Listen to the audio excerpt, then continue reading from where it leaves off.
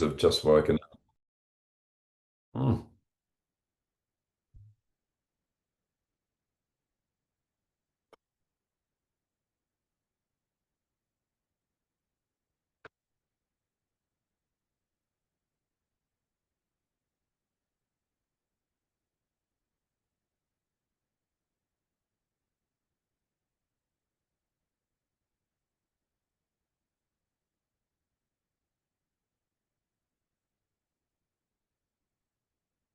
Well, good morning, everyone, and welcome to today's webinar introducing the new scheme recognising products certified overseas. The scheme is due to launch in a couple of weeks on the 22nd of September.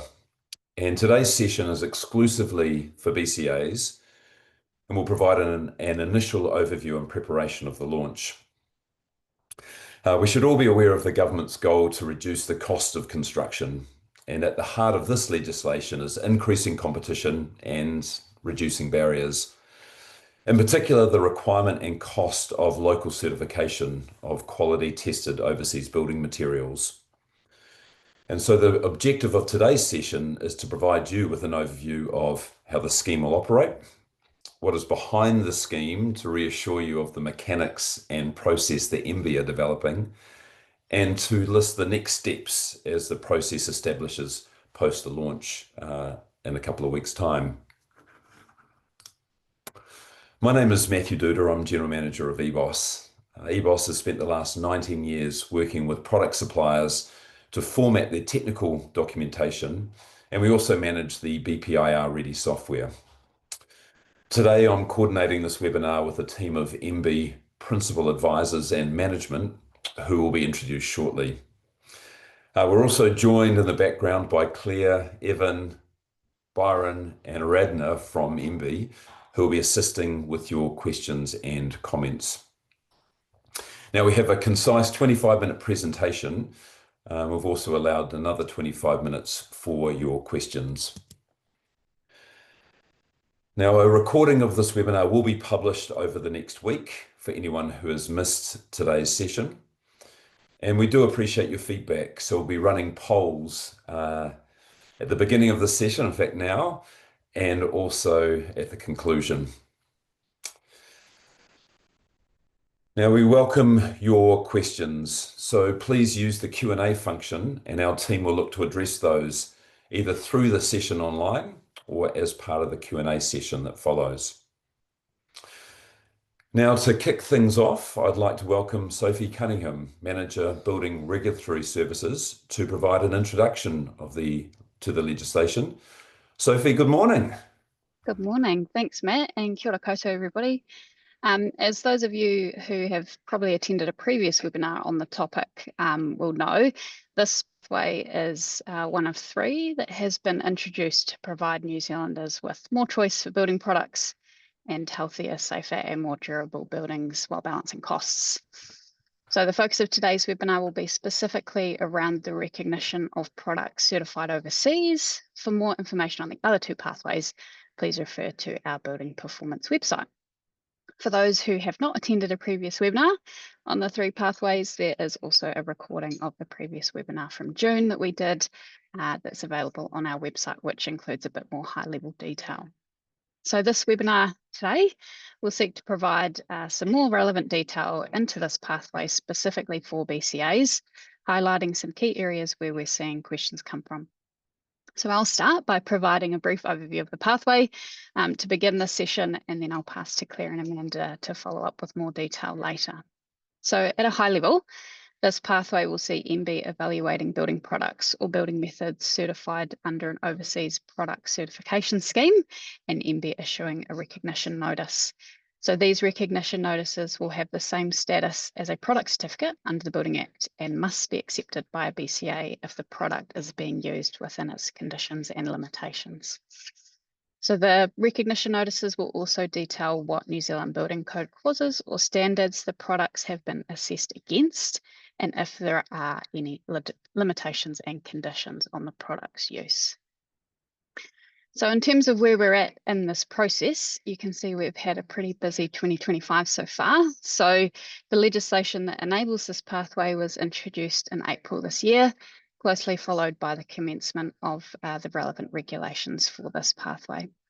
The building product certification regulations may sound familiar, as they also support our CodeMark scheme, and these regulations have now been updated with relevant criteria for this pathway. So for ease of explanation, we've broken down the implementation of this pathway into 3 phases that you can see on the screen now. Phase 1 and 2 relate to Watermark product certificates, as the Minister has selected Watermark as the first scheme that will have product certificates evaluated for recognition. So phase 1 is currently underway and almost complete. This will see the first recognition notices published in September this year. As you can see by the middle of our timeline, we've recently finished a consultation on the recognition notices that will be issued as part of phase 1. So these include Watermark product certificates that are certified against joint Australia and New Zealand standards and the Australian standard for tapware AS3718. It's important to note that not all products under these standards that have a Watermark certificate are included in these recognition notices. For example, if a certificate expires before 2026, it is not included in this round of recognition notices. In an effort to preempt a question that may appear in the Q&A, you may wonder why the consultation on this phase was 5 working days. Claire will detail why we consult during this process in further detail when we pass to her, but in short, it is a legal requirement for MB to consult as part of this process. In relation to phase 1, Watermark is referenced in New Zealand Building Code compliance documents for plumbing and drainage products, and many of the products and their materials are widely accepted in New Zealand and tested against joint Australia and New Zealand standards. Given the short duration of the consultation, both Standards Australia and Standards New Zealand agreed to allow view-only access to the standards under consultation. Stakeholders were able to view the standards, which are typically restricted due to intellectual property protections. It's likely that for further recognitions, so what you see in phase 2 and phase 3 will be longer, as the compliance documentation may not be to a joint Australia and New Zealand standard. So on that, moving on to phase 2, we'll see the next lot of Watermark certificates be recognised, which will include those certified to other Australian standards or Watermark technical specifications. These will likely be completed by the end of this year. And then once that's all sorted, we'll move on to phase 3, and that will be the starting point for other recognitions outside of Watermark. We're currently developing an application process for phase 3, and when released in mid-2026, product manufacturers, suppliers, and importers of building products or methods with an overseas certification can apply directly to MB for recognition. So I'll pass on to Claire Botha now. Claire is our Principal Advisor in Building System Delivery and Assurance, who will explain the process of issuing a recognition notice in more detail. Thanks, Claire. Thanks, Sophie, and kia ora koutou. I'll just run you through the process that we undertake to recognise overseas certified products. To issue a recognition notice, MB has to undertake a 2-step process. Firstly, we do an evaluation of the product certification scheme, and then secondly, an evaluation of the product certificate itself. For the evaluation of the scheme, we check several criteria. We check that the certification scheme has been accredited to an appropriate standard by the recognised body, that it has robust processes, and that these processes include how it evaluates, certifies, and monitors products or methods, and that its staff and the certifiers act independently and professionally and with integrity. Once we're confident that the scheme meets the criteria set out in the regulations, our next step is to undertake evaluation of the product certificates. To do this, we look at whether the certificate is accessible, i.e. can it be readily accessed by the public. And we also check that it contains enough technical detail to enable us to provide a translation of the certified product's intended use, its compliance with relevant clauses of the New Zealand Building Code, and any conditions or limitations that need to be part of that recognition. We also check that there are no bans or warnings on the product and that the certifier's accreditation hasn't been suspended or revoked.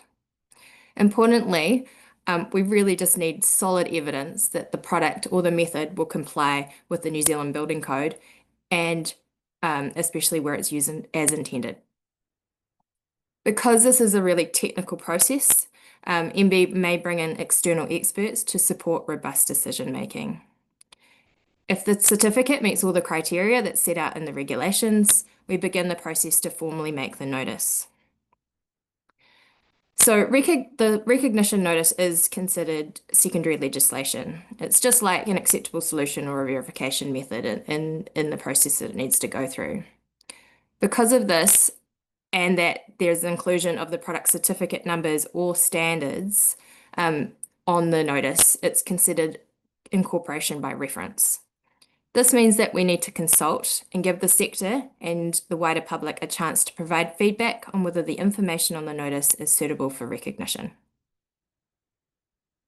After consultation is closed and a review of the public submissions has been completed, MB will either finalise the notice, amend the notice to incorporate feedback from your submissions, or in some cases, we may choose not to proceed. Where there is a decision to proceed, the Minister for Building and Construction needs to table the notice in Parliament.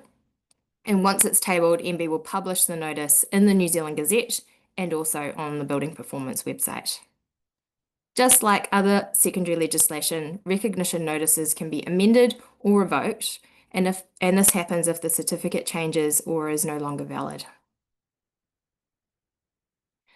As a recognition notice is a deemed to comply pathway, a building consent authority must accept a notice as evidence of compliance with the building code, provided the product has been specified in accordance with its intended use and every limitation and condition stated on the recognition is complied with. Recognition notices have been added to Section 19 of the Building Act, meaning that these notices have the same weight as a New Zealand Codemark certificate or a National Multiple Use Approval, which is more commonly known as multi-proof. On the screen at the moment is an example of the Australian watermark, or of an Australian watermark certificate, and its translation into a recognition notice. As you can see, it might be a little small on your screen. It clearly states that the building code clauses that the evaluation process has verified that it complies with. And in the case of watermark certificates, the recognition also notes the standard to which the product certificate relates. This is a particular feature of the watermark scheme, so you might not see that on future recognition notices for other types of products. When an overseas certified product with recognition is specified in a building consent, that product is deemed to comply with the building code. Only if the product has been specified as part of the design in accordance with its intended use, and it's specified and used within the scope and limitations of that recognition, just like you'd expect to see a Codemark product used. BCAs will need to check our approved product certified overseas web page to ensure that the recognition is valid or current, that the product certificate stated on the recognition is current, that the product specified in accordance with its intended use, and that it's specified and used within the scope and limitations of that recognition as well. If it doesn't meet those criteria or it doesn't meet those 4 points, then it's not considered a deemed to comply pathway under the New Zealand Building Code.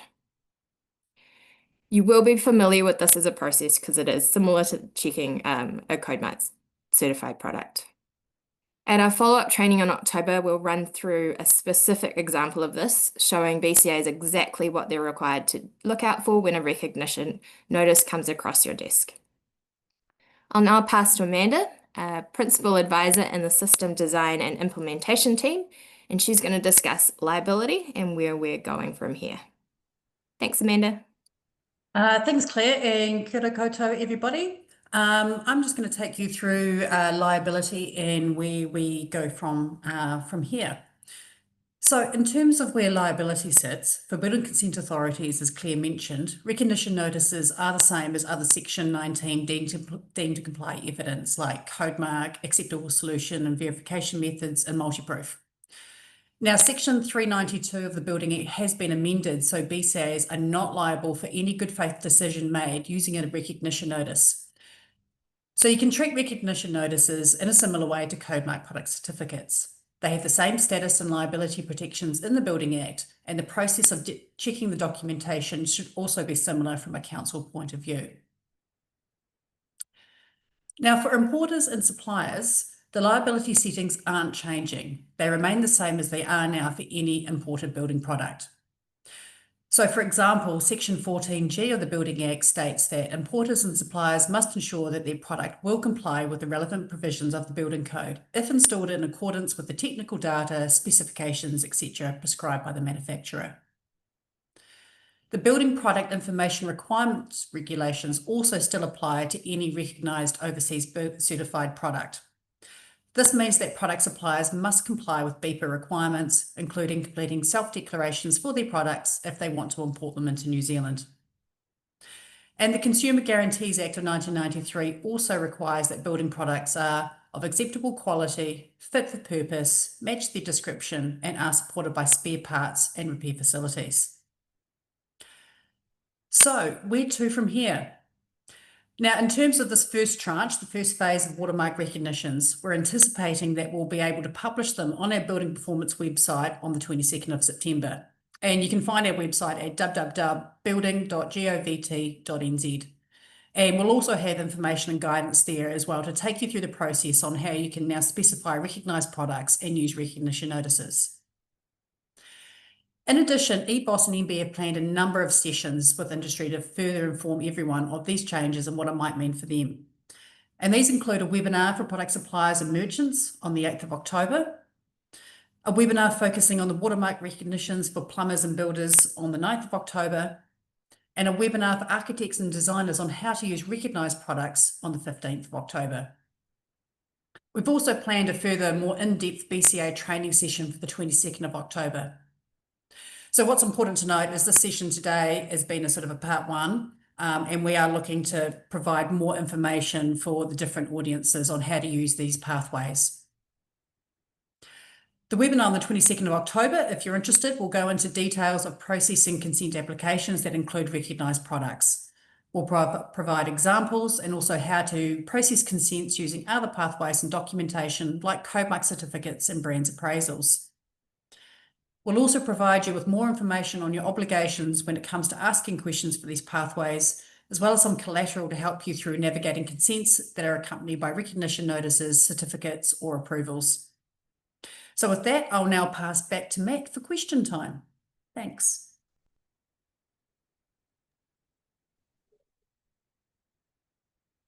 Wonderful. Hey, thanks, Amanda, Sophie, and Claire. Now I'd like to welcome you all back onto the screen, and we'll also bring Brian with us as well. And apologies, Brian, I've got your Brian Konia is a senior plumbing and hydraulic specialist in MB's Building Performance and Engineering team. So Brian, welcome. So just going to start off with a few questions. In particular, why did we select Watermark first? Sophie, can you help us out here? Yeah, sure. Thanks, Matt. So Watermark was selected first as Australia, which has a similar regulatory environment to New Zealand, mandates Watermark certification for specific plumbing and drainage products. Many Watermark certificates are also widely accepted in New Zealand. It kind of therefore allowed MB to take a quite measured approach in implementing the new pathway. So that's why we've selected Watermark first. So thinking about Watermark, the shift to lead-free is coming in next year. So a question, has lead-free been considered for recognition of overseas building products? For example, did we exclude those from recognition in this round? Byron, welcome. I wonder if you could help us out here. Sure. In this round, we haven't excluded lead-free, but with the transition coming through on the 1st of May, we are looking to align ourselves with what's being done in Australia. So as everything develops in Australia, we'll also be looking to match. Great, thanks, Byron. We've talked about Watermark for phase 1 and phase 2. So thinking about phase 3, the time frame is for mid-2026. This is a time when there'll be the opportunity to consider other categories like cladding, insulation, and windows. Can we provide sort of more information about that? So a question here around, can we get some more details around phase 3? Claire, can I throw that to you? Yeah, no problems, Matt. So yeah, MBIE's developing a process for recognition of overseas product certification beyond watermark. This will likely mean that we'll be able to take applications for certificate recognition in 2026. And we will be publishing some information about the kinds of recognition or the kinds of certificates that we'd be looking to recognize. And that's mainly to ensure that we're able to recognize products that offer the best value to New Zealanders. And that also it has the right supporting technical information to enable us to recognize that product in a comprehensive way. Great, thanks, Claire. Just a reminder to everyone watching, if you do have a question in regards to this, please put that through into the Q&A function and we'll look to address those. We talked about the notices being published and gazetted. The notices in particular, do they have an expiry date? I can take that one. Thanks, you want. Amanda. So as secondary legislation, they don't have an expiry date. So what MBIE's putting in place is a monitoring, an ongoing monitoring plan where we will be revising recognition notices that have been published and keeping tabs on all the products that we have recognised. So where there are any changes in product certificates that have been recognised, for example, if the products have changed, if they have expired, that sort of thing, we'll be monitoring. And if any recognition notices need to be amended or revoked, we can then go through that process and do that. If we do amend or revoke any recognition notices, of course, we will be publishing that information and making sure that everyone is aware of those changes. Great. So Amanda, MBIE will actually be having a monitoring service ongoing to make sure that things are kept up to date. Yes, 100%. Yep. I think that flows quite nicely onto one of the questions that we've got in the Q&A, Matt, around, and it's quite a large question, so I'll do my best to summarise it, but it's around recognising the watermark scheme as a whole rather than kind of in phases as we've done. So I'll take that one and do my best to answer, and Claire and Amanda can chip in as needed. So it's probably best to remember that watermark is just the first one that we are recognising as part of this process. MBIE have a bit of due diligence around ensuring that what has a recognition notice has been evaluated and meets the criteria that has been set out in the regulations. So yes, it is quite an administrative burden, but we are balancing that with engaging with some key people in the watermark scheme, whether that be the certification bodies that issue those certificates or the ABCB or JASNZ to ensure that we make that process as fit for purpose as possible. Great, thanks, Sophie. Got a question from Grant. What impact will this legislation have on the existing product certificate and product appraisal schemes? Claire? Yeah, I can answer that. And I think Matthew Lane had a similar question around why would anybody apply for CodeMark if certification holds the certification holds the same weight. So this product certification pathway is obviously a new one. CodeMark is still, I guess, considered our gold standard of product assurance, and there are distinct differences between appraisals, CodeMark, and also this recognition scheme. CodeMark New Zealand requires that all relevant building code clauses relevant to its intended use be checked and part of the certification. The difference between CodeMark and this particular pathway is that we are relying on the information that it's available to us on the certificate. So it may be that we exclude building code clauses, and it's something that we hadn't gone through in this particular webinar, but it may be that part of the conditions and limitations are that we exclude certain building code clauses because we're not able to validate its compliance with those particular code clauses. So there are distinct differences between an appraisal, a CodeMark certificate, and this overseas recognition pathway. Great, thanks, Claire. We'll certainly address those differences in the session on the 22nd of October.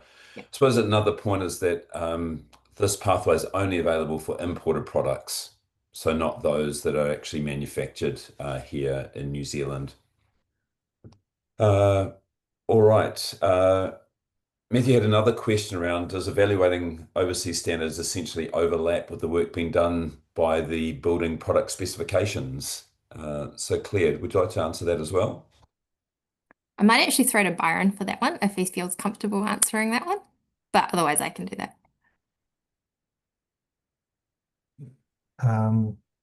Could you just restate the question, please, Matthew? Yeah, sure, Byron.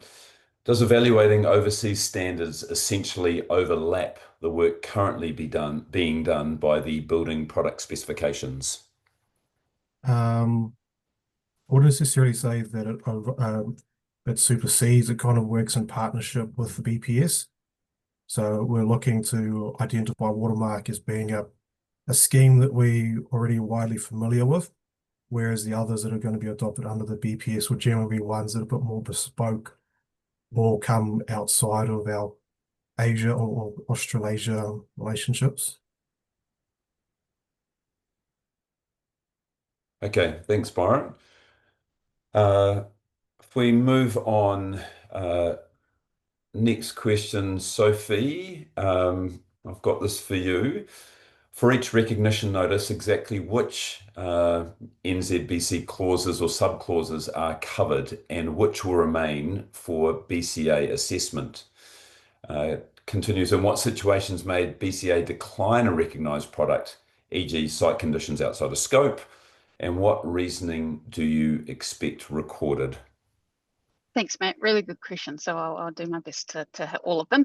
I think Claire's kind of alluded to the answer to the first question. So the recognition notice itself will have the New Zealand Building Code clauses that are included for that recognition notice. If it is not included on that recognition notice, then it remains for BCA assessment if it is a relevant building code clause that would need to be assessed in that case.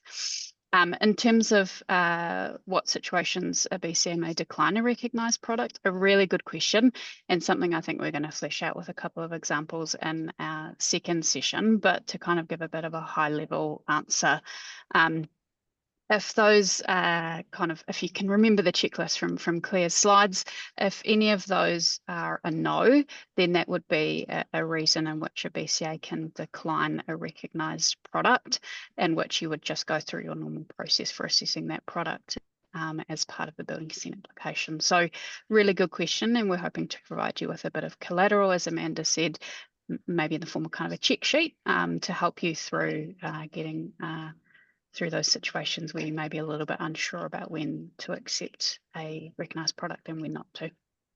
Thanks, Sophie. Amanda, I'm going to throw to you next. So a question around recognition of artifacts and the quality of the notice. The question is, will every notice include a unique ID or a product or variant list, scope conditions, expiry, and history of revoking? Continues, will manufacturers be required to keep a stable product identity or version in terms of models, codes, QR, serial codes that officers can verify on site? There's a bit in that, a bit of detail, but Amanda, over to you. Yeah, really great detailed question, thanks. So essentially, yes, recognition notices will have unique IDs. And within, when we're talking about this first phase of watermark recognitions, in each recognition notice, as I think Claire discussed earlier, there will be the product certificate numbers in there. So as a BCO, you would be looking for that product certificate and then checking to see that whatever model has been specified is actually identified on that product certificate. So if manufacturers that have certified products should be operating under the certification scheme requirements, which mean that they have to maintain the models and the codes, etc., that product has been certified against. So they shouldn't be changing them. But if they do change, that's MBIE's monitoring and compliance processes. So once we have published those recognition notices, it's our job to make sure that when those product certificates do change, if models have been added or if they're expired or cancelled, it's our job to make sure that we update those recognition notices so they should be current. So what is on the recognition notice is what's recognised, and from a BCO point of view, the recognition notice and a product certificate that has been attached to a consent application should match. If they don't match, then you don't have the, as Claire said, it's not necessarily a deemed to comply pathway. They have to match. So yeah. Great, thanks, Amanda. Yeah, again, it'll be great to be able to walk through some examples just to test that appeal to get a level of comfort. Right, Claire, I'm going to you next. Another question. If MBIE cannot establish compliance with all building code clauses and excludes them, then how do you expect the BCAs to establish that compliance with building code clauses? Will the BCAs be taking unnecessary risks, and might it be better to refuse the use of this product? Cool. Thanks, Matt. Yeah, so really good, really good question. I think I want to clarify. So MBIE is taking two different approaches for how we recognize the overseas certification. So with, for example, Watermark, we've taken a really proactive approach where we've gone out to seek that certification to recognize. And then in 2026, we'll be looking for applications for certificate recognition. And where we're taking a proactive approach, we're only able really to establish compliance based upon the information that we have at hand, right? Because we're going out there to ask for that, or we're going out to seek that certification and do that recognition. So we can only sort of take it on face value of what we can reasonably find from the certification body and also from the certificate itself. Where a supplier or manufacturer will be applying to MBIE for that recognition, we would hope that they would be able to provide us with additional information beyond the certificate to be able to establish that compliance with New Zealand Building Code. So the expectation is that future recognitions for other types of products where an application has been received will be more comprehensive in terms of the building code clauses that have been recognised. In saying that, if we are looking to exclude any building code clauses, it doesn't mean that you can't accept the recognition for what it is.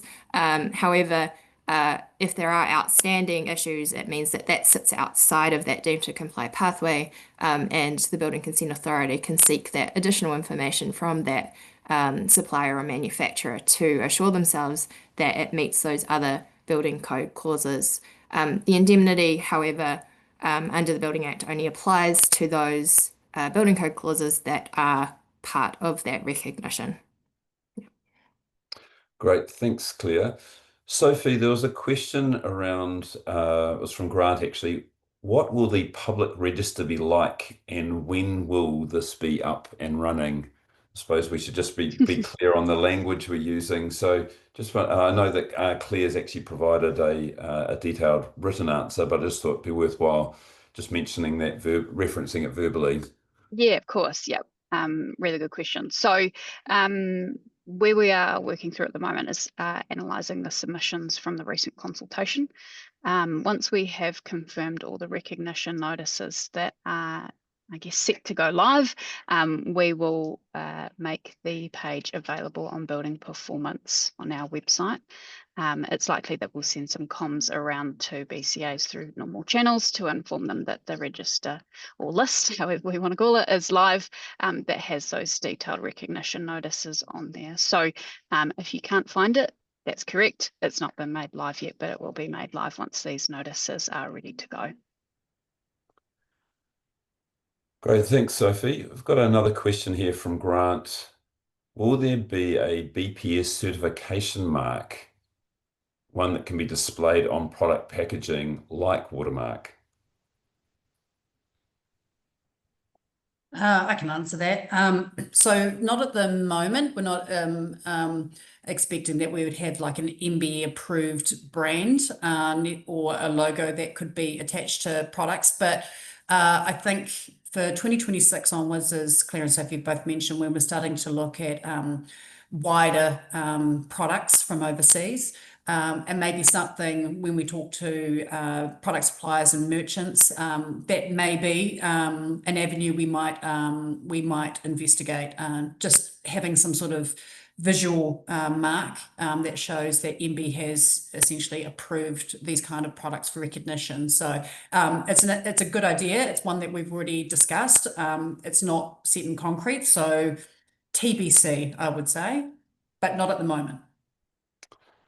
Great, thanks, Amanda. I think there's going to be a good chance for us to sort of pull together a summary. And for those of you who have questions that arise after today's session, you can get in contact with the team at MB. In fact, can we put an email address into the chat for people to see?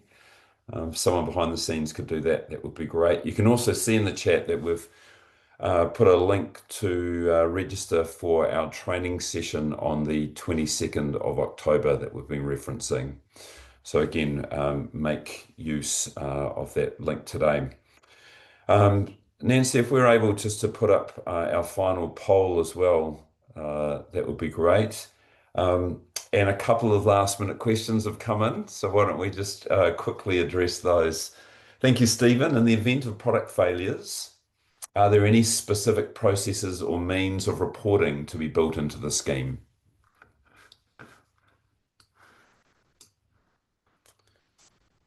I can answer that one if you like. Hi, Stephen. We do have an inbox that we would welcome if there are any concerns about any of the products that have been recognised, that you come to us, and it would follow the same product assurance and investigation process that we currently have for any code mark certificates or product assurance complaints or concerns that we currently have anyway. Great, thank you, Claire. Amanda, I want to come to you. Is it likely that certificate by certificate regulatory notice recognition of code mark certified products in New Zealand would create more challenges for BCA specifiers and plumbers than the status quo? Yeah, it's a good question, and we realise this given the breadth, the volume of watermark certificates that are out there and the amount of products it covers. We are hoping, and I mean, we can't make any promises yet because we will do our due diligence and go through the evaluation process, but we're expecting that the majority, if not virtually most of the watermark products should hopefully pass evaluation, which means that it will essentially cover the entire watermark scheme. And we may, if that it does end up being the case at the end of 2025, we may look to provide simplified guidance on how to use watermark. The reason why we've gone certificate by certificate is we need to make sure that our process is robust, because this is the process we will have to use for overseas products that aren't already widely accepted in New Zealand or familiar. So when we're looking at things from Europe or maybe North America, and we're looking at cladding, insulation, windows, products that might be higher risk in terms of failure, we need to make sure that this process in terms of looking at each individual product, its certificate scheme, and going through using technical experts to evaluate, but based on building typology, is robust. So it might seem potentially like overkill to look at every single certificate in Watermark, but we need to make sure that process is tight. So when we look at further products, we know the risk is going to be very, very low, and those products will be deemed to comply. So that's why we're doing it this way. Great. Thanks, Amanda. Sophie, final question for you. Overseas product manufacturers subject to a certification scheme are assessed annually or at a set frequency. Once the assessment is complete, there may be changes that manufacturers are required to make. Could be to do with how they display their technical information or information actually listed on the certificate. If this is then complete, what methods are you relying on in terms of your ongoing monitoring? Yeah, really good question, and something that I think the team around the table have thought heaps about. So there probably won't just be one method for monitoring. It'll probably be relied on for quite a few. There'll be quite a few ways that we rely on for monitoring, sorry. So one specifically is around engagement with stakeholders. So obviously Claire's alluded to in her answer before, if you see anything that is a red flag, we really want to hear about it, just as we would for kind of any general product or anything relating to a code mark certificate, etc. So there's kind of that reactive monitoring aspect there. In terms of proactive, we have quite a few good relationships with the stakeholders within Watermark, so whether that be the CABs or the Australian Building Codes Board. So we will rely on that relationship and a kind of information and data sharing to a certain extent to ensure that our monitoring is effective and up to date. Great, thanks, Sophie. As we try and close this, more questions keep coming in, but look, why don't we quickly touch on these? Thanks, Stan. Is there a mechanism for stopping products that are seen on the internet finding their way into houses, or are we still relying on the inspection phase on site? Claire, for you to quickly answer. Yeah, I can definitely answer that. Hi, Stan. So the status quo applies in this particular case, where people are direct shipping, where they're shopping overseas from whichever site and bringing it into New Zealand. There isn't any mechanism at the moment to check that at the border, and there isn't any requirement for none of these pathways kind of address that particular pathway for people to source those products. Yeah. Okay, thanks, Claire. Amanda, if the certificate is changed, what is the expected turnaround time for MB to review the revised certificate? And what is a BCA expected to do in the meantime? Yeah, good question. So I think Sophie mentioned it earlier on. The way that we've been going through the certificates for the first lot of Watermark and subsequent phases of Watermark is we've been looking at expiry dates. We've been bunching product certificates together by expiry dates. So that means that our monitoring process will be looking ahead to the next batch of certificates that are due to expire / due to be reviewed by the product certification scheme. So we're aiming to keep ahead of when product certificates should be reviewed. And as Sophie also mentioned too, with our strong relationships with the ACBC and the scheme itself, Watermark scheme itself, we'll keep tabs on where we think that certificates will be changing, and we'll be looked to monitoring them before those changes happen. So we obviously haven't done this in practice yet, but there shouldn't be a lag between certificates changing and there being nothing in between in the recognition notice. And as mentioned, if we don't have that information and a certificate is changed, then we will look to amend or revoke that notice. And that is a fairly quick process. We will consult on any changes to recognition notices. So you will get that information ahead of time that we are looking to amend or potentially revoke any recognition notices. And when we get to that point, once these recognition notices are operational, we will provide more guidance for you guys on what it means if we are looking to change recognition notices that are already in circulation, so you can know what to do. Again, for us at MB, it will be a similar process to Codemark product certificates and reviews, and when those certificates change and what happens in the system, if there's a Codemark product certificate already going through consenting processes and there has been a change to that certificate. Great, thanks, Amanda. Final question for you, Claire. Do you consider that the certified product scheme will be more robust of a process than the BPS scheme? If so, then do you consider that BPS will increasingly slow down the building consenting process and add unnecessary risks to the BCAs who do not have access to all of the overseas standards? Okay. Thanks for that question. Good question. I would point out that the building product specifications and the recognition of certified products is two different pathways. As we mentioned, the certification recognition is similar to Codemark. Those products have already gone through an assurance process overseas by that overseas certification scheme. This differs from the building product specifications where it is a sort of more efficient process to cite overseas standards within the acceptable solutions and verification methods that the team have verified comply with the relevant New Zealand Building Code clauses. So two quite different pathways. Under the building product specifications, BCAs will still need to assure themselves that the product that has been specified does in fact comply with the standard that is part of that building product specification, and also check that any other code clauses that aren't part of that specification have been complied with as well for that product. So yeah, two different pathways. Thank you, Claire. I think we can now bring webinar to a conclusion. Just want to say thanks, Claire, Sophie, Byron, and Amanda for your input today, and our great team who have been answering questions online. A couple of key dates: proposed launch of the scheme and the list of watermarked products on 22nd of September.